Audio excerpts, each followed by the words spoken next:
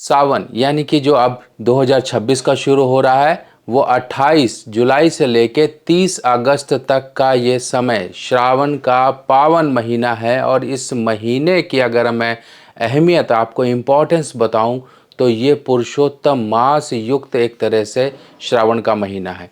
और 30 वर्षों के बाद ये सावन प्राप्त हो रहा है। 1996 1996 में ये सावन के पास जो है पुरुषोत्तम मास आया था। पर अब जो आपको इस वर्ष का श्रावण मास मिल रहा है, ये अपने आप में ही सचमुच में आपको श्री हरि भक्ति तो देगा ही देगा। महादेव की कृपा, आपकी इच्छाओं की पूर्ति करने वाला ये सावन का महीना है। अब सोमवार सोमवार सोमवार, सावन में 4 सोमवार पड़ रहे हैं। अब ये 4 सोमवार आपको क्या करना है, कौन से ऐसे उपाय हैं, कौन से ऐसी जो है आपको विधि करनी है जिसके कारण आपकी इच्छा पूर्ति हो जाए। संतान का योग, शादी का योग, गाड़ी, घर, भूमि, वाहन, ये तो आपको मिलेगा ही मिलेगा। साथ ही साथ आपको जो सबसे प्रिय चीज़ मिलेगी वो मिलेगी महादेव की भक्ति करने का मौका। और इस भक्ति में ही शक्ति है। यही शक्ति आपके जीवन में आकर आपके अनेकों दुख परेशानियों को दूर कर सकती है। यूँ तो सभी ग्रह, सभी नक्षत्र, सभी सृष्टि का समावेश एक शिवलिंग में कहा गया है। और यहीं पर ही साक्षात देवी देवता, आपके पितर, आपके पूर्वज सभी के सभी विराजमान हैं। क्योंकि ये अनंत शक्ति है। और शक्ति के अंदर जब हम एक ही स्थान पर केंद्रित होकर जब हम कोई कार्य करते हैं तो वो हमारी प्रार्थना स्वीकार होती ही होती है। महादेव पर जल चढ़ाने की प्रक्रिया जैसा कि हम जानते ही हैं। महादेव पर जल चढ़ाने मात्र से ही व्यक्ति के जीवन के पाप नष्ट हो जाते हैं। व्यक्ति ऐसे जो है पुण्य कर्म अपने जीवन में अर्जित कर लेता है जिसका भोग वो अपने जीवन में समय समय पर अच्छे फल पाने के रूप में करता है।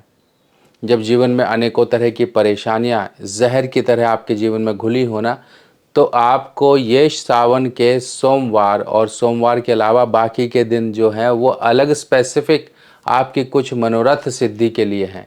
तो आज मैं आपको बताने वाला हूँ, आप कम से कम सोमवार को तो खाली ना जाने दो। सोम यानी कि चंद्र, यानी कि महादेव की जटाओं में ही चंद्र विराजमान है। सोमनाथ, आप जो है ये नाम आपने सुने होंगे। क्यों? ये सोम को ही महादेव से जोड़ा गया। सोमवार और साथ ही साथ महादेव का दिन, और ये आपकी प्रिय पूजा आपको सचमुच में बहुत कुछ देने वाली है।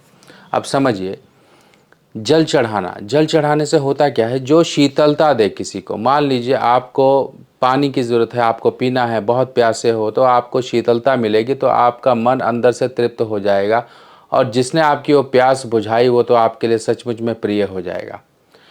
जब हलाहल निकला समुद्र मंथन से, तो उस समय पर उस हलाहल को महादेव ने अपने कंठ में रखा, यानी कि उसका पान किया।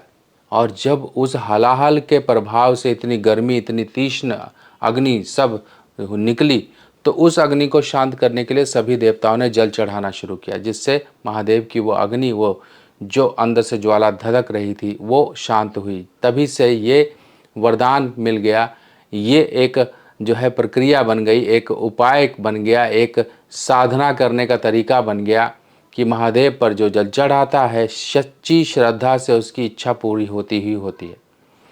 अब पहले बात समझिए, मान लीजिए आपको अब कुछ परेशानियां जीवन में होती हैं जो कि हम भौतिक जीवन में महसूस करते हैं, जैसे कि फाइनेंस की परेशानी, कर्जा नहीं उतर रहा, बीमारी नहीं हट रही, किसी प्रकार से नेगेटिविटी ने परेशान कर रखा, आपका व्यापार नहीं चल रहा है।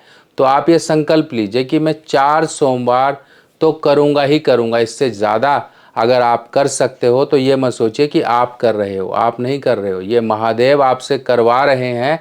आपको ये मौका मिल गया तो आप कर रहे हो, वरना तो देवी देवताओं के पास तो फटकने की किसी की औकात भी नहीं है। हम जो है इस लायक हैं ही नहीं कि उनके पास जा सके। उनके पास ऐसे नहीं जाते, वो जब बुलाएंगे तभी हम जाएंगे। तो आप पहले ही मन में ये श्रद्धा रखो कि मैं सावन के जो दिन हैं इनको खराब नहीं जाने दूंगा, इनको मैं मिस नहीं करूंगा। अपने जीवन की परेशानियां प्रार्थना स्वरूप में महादेव के समक्ष रखूंगा। अब आपने करना क्या है, एक लोटा लीजिए। लोटा, देखिए सावन का दिन है, सावन के जो समय है ना, इस समय में आप कुछ चीज़ों का दान कर दीजिए। हम एक बात समझिए, दान करना क्या होता है, ये नहीं कि आपसे वो चली गई, नहीं।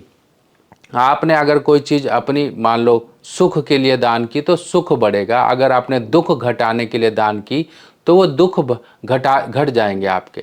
जैसे कि मान लीजिए आपने कोई भक्ति के लिए आपने किसी की जो है मंदिर वगैरह में, कहीं मंदिर वगैरह में आपने लोटा दान कर दिया, पूजा की थाली दान कर दी, देसी घी दान कर दिया, और सामग्रियाँ और जो मंदिर की जो चीज़ें हैं वो आपने दान कर दी, तो इससे आपके जीवन में उससे उसका जो सुख है ऑटोमेटिकली कई गुना बढ़कर मिलता है।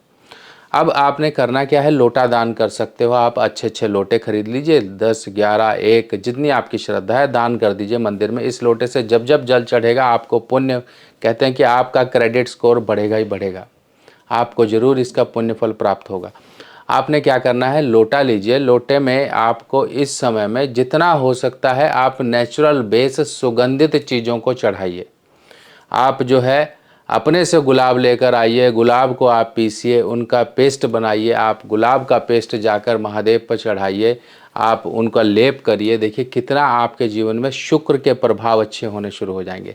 नेचुरल चीज़ों की तरफ ध्यान रखिएगा। मार्केट में मिलने वाले ये जो इत्र ये सब चीज़ें हैं ये कहीं ना कहीं केमिकल बेस हैं, तो केमिकल मत चढ़ाओ, शुद्ध चीज़ें चढ़ाओ, प्रकृति से नेचर से जुड़ो। जितना हो सकता है अपने से आप देखकर वो चीज़ें लो। मार्केट में गए, आपने 10-20 रुपए की एक इत्र की बोतल खरीदी, जल में मिलाया और चढ़ा दिया, ये मत करो, ऐसा मत करो, वरना नॉर्मल ही चढ़ा दो।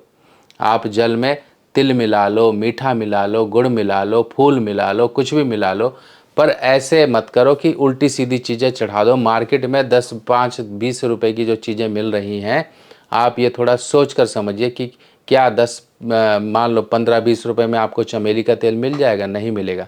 चमेली का तेल इतना ही लेने जाओगे तो 250-300 का मिलेगा आपको, 10 ml ही लेने जाओगे तो ओरिजिनल वाला।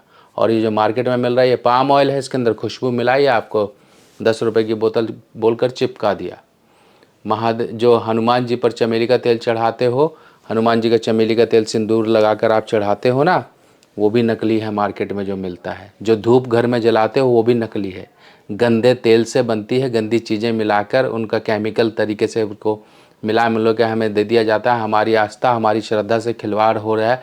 क्या हम सनातनी इतने अंधभक्त, इतने आँखों के कहते हैं कि कमज़ोर हो चुके हैं कि गंदी चीज़ें और इन चीज़ों में फ़र्क करना भूल गए हैं? तो सोचिए कुछ कैसे इस चीज़ को सुधारा जाए। हमने ही बिगाड़ा है, हम ही सुधार सकते हैं, इस बात का प्रण लीजिए। सावन में हमने प्रकृति को, नेचर को अच्छा करना है, ये गंदी चीज़ें हमने इस्तेमाल नहीं करनी है, ये प्रण लीजिए। अब आपने क्या करना है, लोटा लिया, लोटे में आपने जल मिलाया, जल मिलाकर आप उसमें कुछ मात्रा में इत्र मिला लीजिए। इत्र कौन सा मिलाएंगे आप इसमें गुलाब मिला लीजिए, केवड़ा मिला लीजिए, चंदन मिला लीजिए। ये 3 इत्र हैं, 3 शीशियाँ अलग अलग अपने घर में रखिए, ढक्कन खोलिए, एक एक ड्रॉप डालकर आप जल में मिलाकर आप चढ़ा दीजिए। अब ये क्यों, आप जहाँ महामृत्युंजय मंत्र आप देखते हैं तो वहाँ पर एक आपको पंक्ति ये मिलती है, सुगंधिम पुष्टि वर्धनम, मतलब खुशबू की तरह महकने वाला, इसका अर्थ है खुशबू की तरह महकने वाला। तो महादेव को खुशबू से जोड़ा गया है, महादेव खुशबू से संबोधित किए गए हैं, तो इसीलिए खुशबू वाली चीज़ें जितनी होती हैं जब आप चढ़ाते हो ना, तो उनका प्रभाव आपके जीवन को खुशनुमा कर ही देता है। खुशबू किसे अच्छी नहीं लगती है, बदबू किसे अच्छी लगती है? अब आप सोचिए। अब आप कहोगे ना मुझे खुशबू पसंद है ना मुझे बदबू पसंद है, तो दोनों ही अपनी जगह जगह है ना। मान लीजिए अगर खुशबू नहीं है तो बदबू है, बदबू नहीं है तो खुशबू है, कुछ तो है। हवा की भी एक अपनी खुशबू है, जब पानी आता है पानी की भी अपनी एक खुशबू है, हर एक चीज़ की एक अपनी खुशबू है। ऐसा नहीं है कि बिना खुशबू के कुछ भी है। खुशबू या बदबू यानी कि नेगेटिव या पॉजिटिव तो है ही। अब आपने ये जो कार्य करना है, महादेव का जितना कुछ कर सकते हो, देखो दान देने से कभी घटता नहीं है।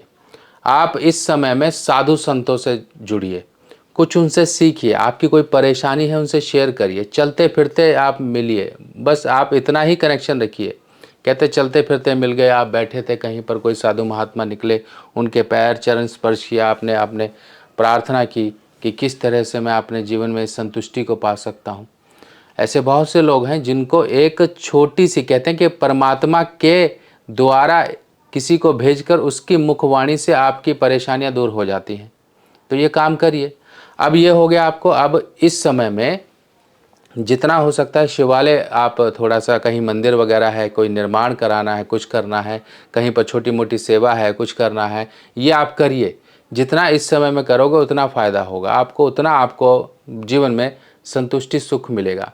आप सोमवार के व्रत कर सकते हो, सोमवार के पूजन कर सकते हो। सोमवार त्रयोदशी जो आती हैं, जब ये प्रदोष व्रत आते हैं, इनके पूजन कर सकते हो। सावन की मासिक शिवरात्रि चतुर्दशी वो आएगी, उस दिन आप पूजन कर सकते हो।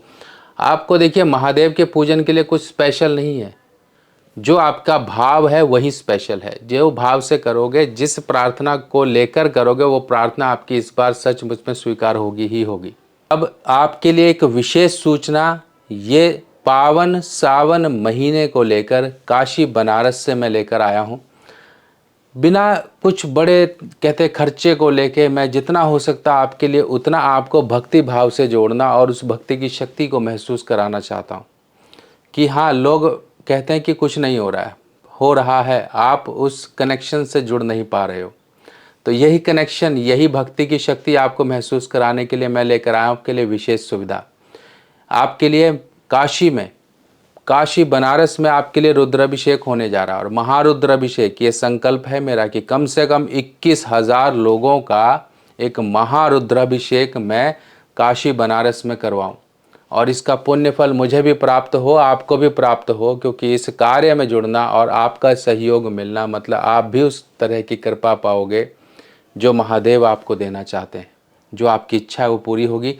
आप ये सेवा बुक करा सकते हो। रुद्राभिषेक हम करेंगे, आपके नाम गोत्र से करेंगे, पूजा होगा, संकल्प होगा, ये आपको वीडियो जो है मिलेगा। इसका एक व्यक्ति का जो पूजन शुल्क है वो मात्र 1100 रुपये रखा है। अब सोचिए 1100 में क्या होता है आज के समय में। हम फिर भी आपके लिए कर रहे हैं। सामग्री, सारा कुछ व्यवस्था, ये सारी चीज़ें आपकी की जाएंगी। बस सिर्फ और सिर्फ आपको वो भक्ति का शक्ति जो है अनुभूत करानी है, आपको वो जीवन में कृपा दिलानी है। यही हमारी एक आशा है, यही हमारी एक प्रेरणा है महादेव, कि आपके जीवन में जो है सभी तरफ से महादेव की कृपा बरसे। तो ये पूजा बुक कराने के लिए आप हमारे व्हाट्सएप नंबर पर व्हाट्सएप करिए कि मुझे रुद्राभिषेक करवाना या सावन की पूजा करानी है, इस तरह से लिखिए, तो हम आपको जानकारी देंगे। जानकारी आपकी जो डिटेल है वो लेंगे और पूजा बुक कर ली जाएगी। सावन के सोमवार इत्यादि इन दिनों में हम आपकी पूजा करेंगे, फिर आपको वीडियो भेज देंगे। बाकी और भी दिन हैं। आपको किसी ग्रह पीड़ा से परेशानी है तो उस दिन, मान लीजिए बुध ग्रह की परेशानी या बुध ग्रह को अच्छा करना है, तो बुधवार के दिन आप अपना उस तरह का उपाय करिए। हरी चीज़ों से संबंधित अभिषेक करिए महादेव का। शनिवार की परेशानी है तो सरसों तेल से होगा। इस तरह से अलग अलग दिन के अनुसार भी महादेव का पूजन होता है। इस तरह से आपको और भी जीवन में जानकारियाँ अच्छी अच्छी मिलती रहें। मैं इसी तरह से जुड़ा रहूँगा। पूजा बुक कराइए अपनी फटाफट से, क्योंकि बहुत रश होने वाला है। आप लोगों का प्यार सहयोग इसी तरह से मिलेगा तो इस तरह से और भी आपके लिए अच्छी अच्छी चीज़ें लेकर आते रहेंगे। तब तक के लिए अपने सुभाष भाई को आज्ञा दीजिए। नमस्कार।